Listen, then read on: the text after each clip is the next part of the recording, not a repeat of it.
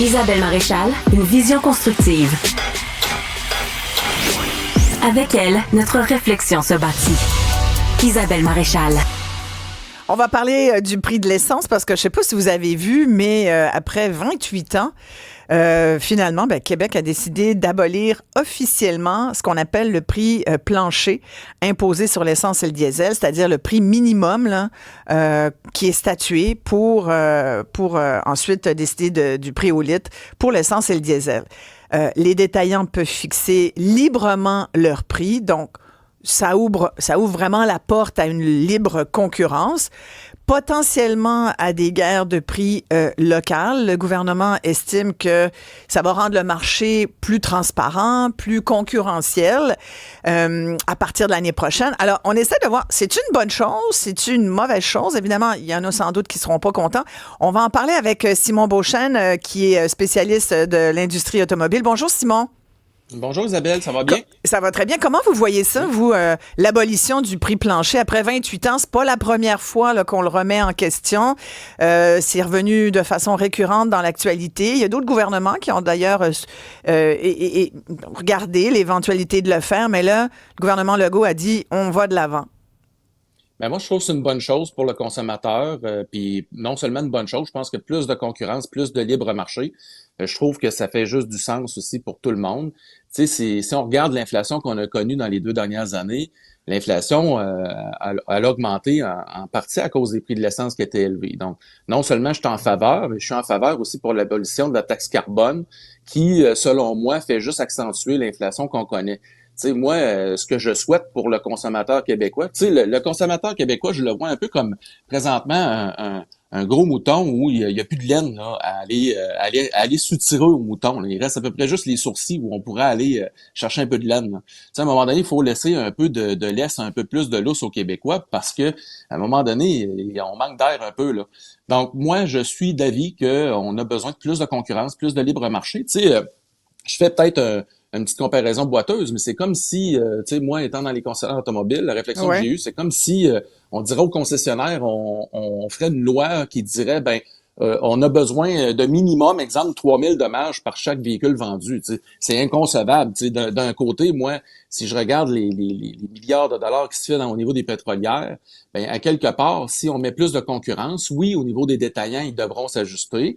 Mais tu sais, moi, la façon dont je le vois, c'est que c'est toute la chaîne qui va probablement s'ajuster aussi là, en termes de raffinerie, etc.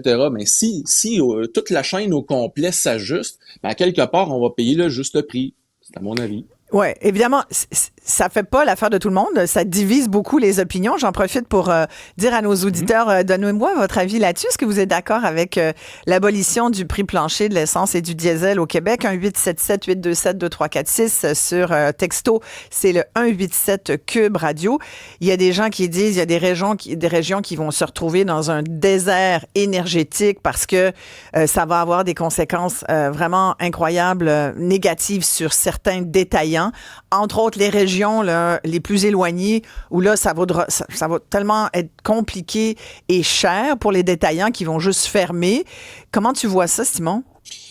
J'ai eu la réflexion, dans ma région, on a Desjely qui est très, très près du Nouveau-Brunswick. Mm-hmm. La taxe carbone fait plus de mal à Desjely en ce moment que, selon moi, le fameux prix plancher.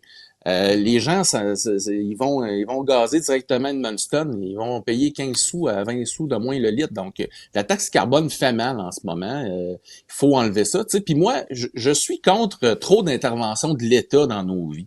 Tu sais, je regarde, par exemple, je fais un parallèle avec l'électrique qu'on a vécu récemment. Quand on a soutiré les subventions au début de l'année, les manufacturiers, là, ça s'est annoncé à 9 h le matin, les manufacturiers, dès 11 h, ont commencé à remettre les rabais. Donc, c'est eux-mêmes qui ont compensé les rabais des gouvernements qu'ils avaient enlevés. Fait qu'à quelque part, moi, je me suis posé la question, je me suis dit, est-ce qu'on a vraiment subventionné les gens à s'acheter un véhicule électrique ou bien est-ce qu'on a subventionné les fabricants qui ont mis le rabais dans leur poche? C'est ça que ça fait, trop d'intervention de l'État dans nos vies. À quelque part, comment je pourrais dire ça? C'est tout le temps pavé de bonnes intentions, mais au final, est-ce que le résultat est vraiment celui qu'on veut vraiment obtenir? Moi, je suis d'avis que on devrait On a besoin de plus de concurrence. À quelque part, le consommateur va juste s'en sentir mieux. Puis cet argent-là va être investi dans l'économie autrement aussi. Ouais. Évidemment, il y en a qui disent, ben, tu sais, c'est sûr que là, si c'est le marché qui va déterminer le prix de l'essence, dans le fond. Et là, on va peut-être voir apparaître des stations-service à bas prix. Il va s'ensuivre une guerre de prix. Évidemment, les consommateurs vont être contents de ça.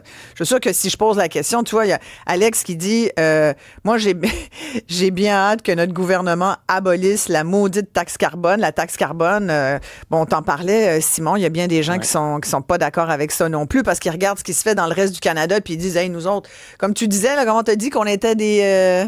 Comment tu nous as comparé à quoi? On est un peu un mouton, puis il reste à peu près juste les sourcils à attendre. Les moutons de la Saint-Jean.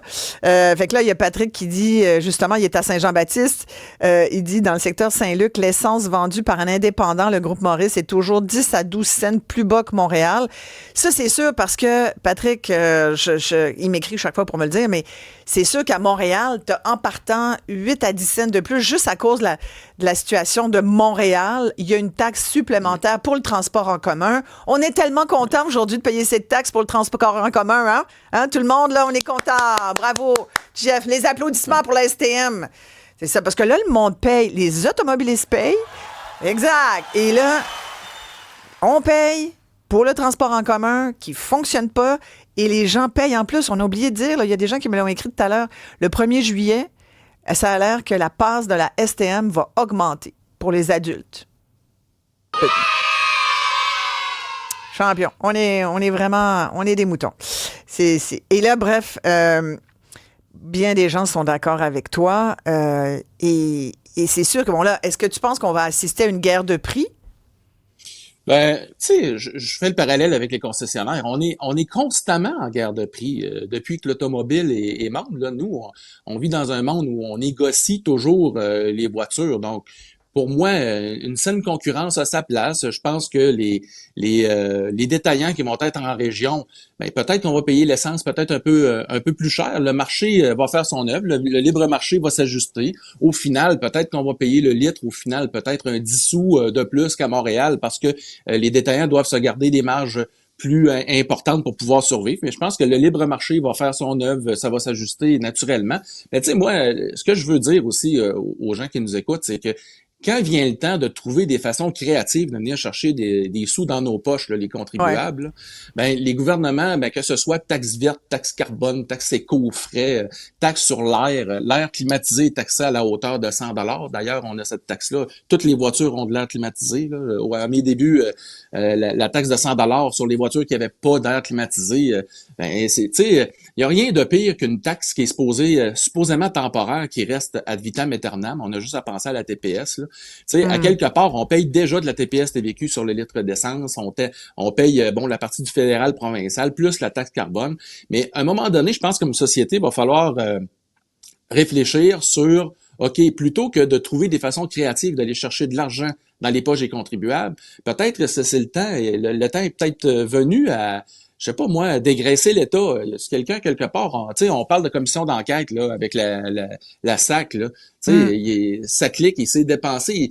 Combien d'argent là-dedans en fonds publics c'est dilapidé dans des projets qui ont juste pas d'allure au niveau du prix. C'est dans tout là. À un moment donné, trop d'intervention de l'État vient que ça fait quoi? Ça fait du capitalisme de connivence. Puis ben ça fait ce que ça donne. Au final, ben quand on pose un lampadaire à Longueuil là, je sais pas c'est rendu combien. À un moment donné, il y a de l'abus partout.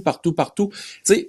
La commission d'enquête, on devrait faire une commission d'enquête publique sur toutes les dépenses de l'État. On est rendu là, quelque part, le Québécois moyen, là, il y en a plus de laine sur le dos. Là.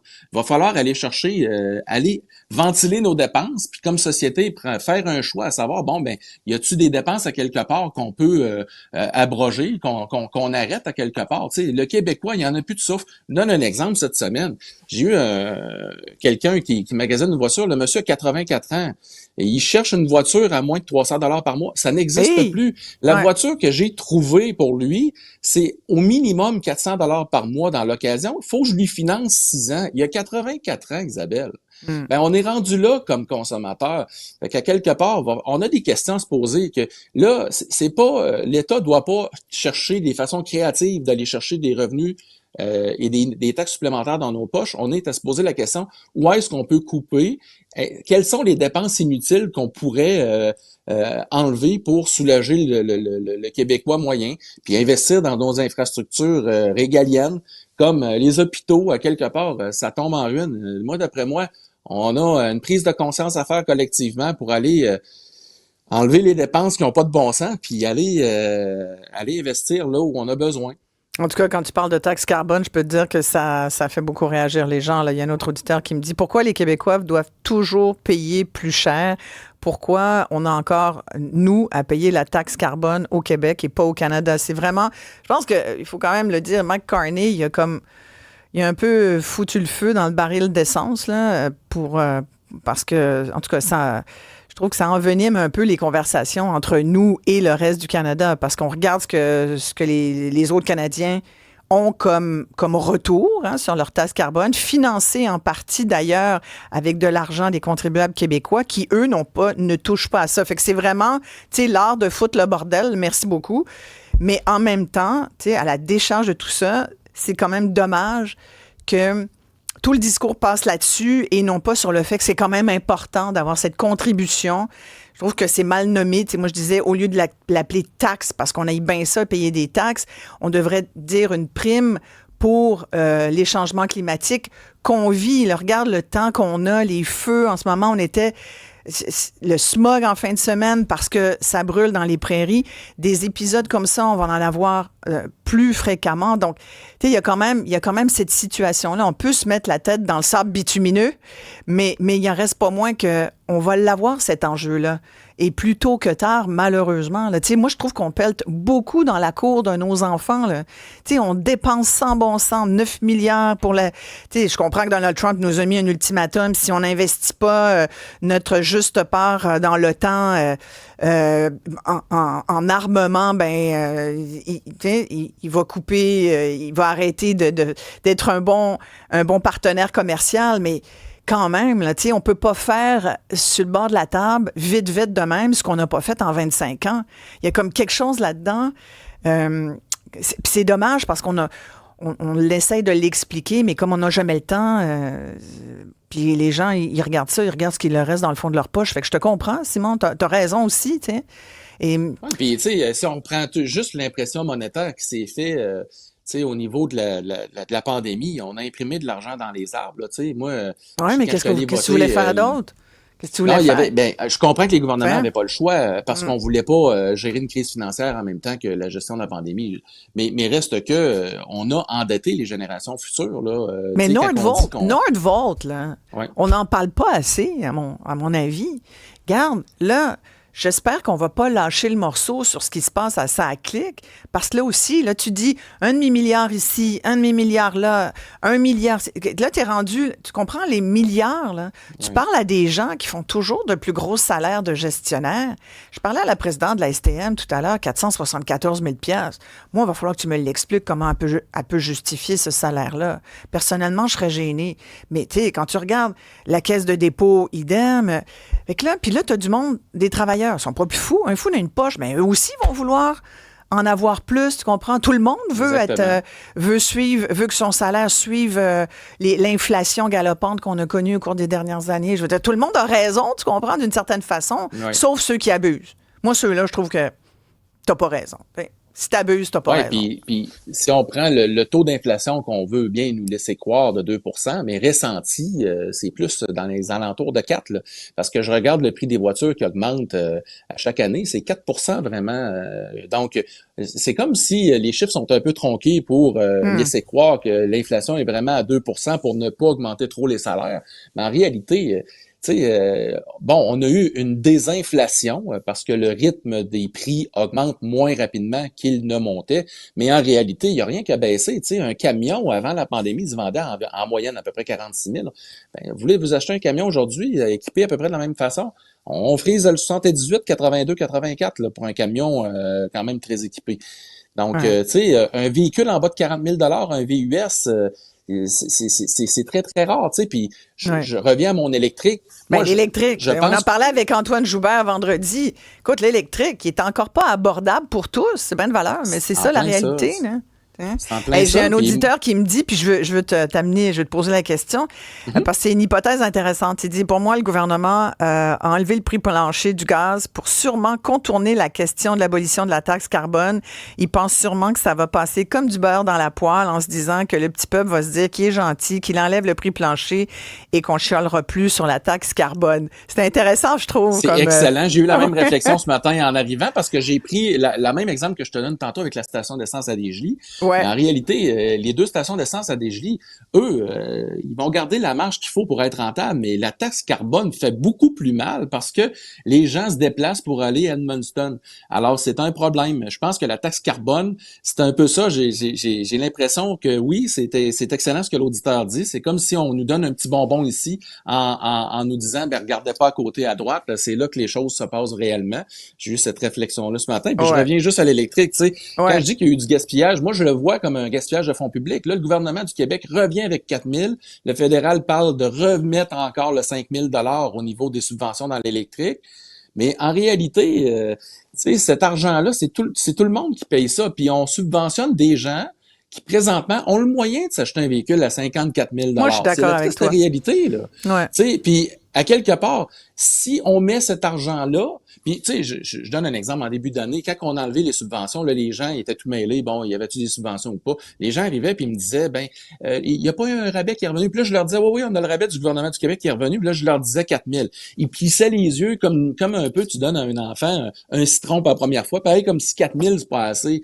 Fait que le 4 000 change pas l'aiguille en ce moment. C'est pas 4 000 $ qui va faire qu'un client rentre dans la salle de montre un matin, là, puis qui va me dire, écoute, moi, là, parce qu'il y a un rabais de 4 000 $ de subvention du gouvernement, je suis acheteur d'un véhicule électrique. Pas du tout. C'est pas le cas. C'est pas la réalité de ce qu'on vit en ce moment. Donc, quand je dis qu'il y a trop d'autres interventions de l'État, c'est ça. Tu sais, prenons cet argent-là, faisons autre chose avec plutôt. Tu sais, on parlait justement, il manque de bornes partout. C'est ça qu'on nous dit que l'adoption des véhicules électriques, il n'y a pas assez de bornes. Mais investissez l'argent du fonds vert ailleurs. Là. Mettez plus de bornes accessibles au public. Investissons dans nos infrastructures. Les hôpitaux tombent à terre. Mettons de l'argent dans nos hôpitaux. Merci beaucoup, Simon. Écoute, tu parles d'or, me disent les auditeurs. On va voir ce que ça va donner, l'abolition du prix plancher. Écoute, merci beaucoup. Simon Beauchesne, donc directeur d'événements automobiles. Merci beaucoup. À très bientôt. Merci Isabelle, Simon. à la prochaine. Merci bien. Merci. On s'arrête Bye bye. ici. Bye bye. On va parler de F1 après la pause. Restez là tout le monde.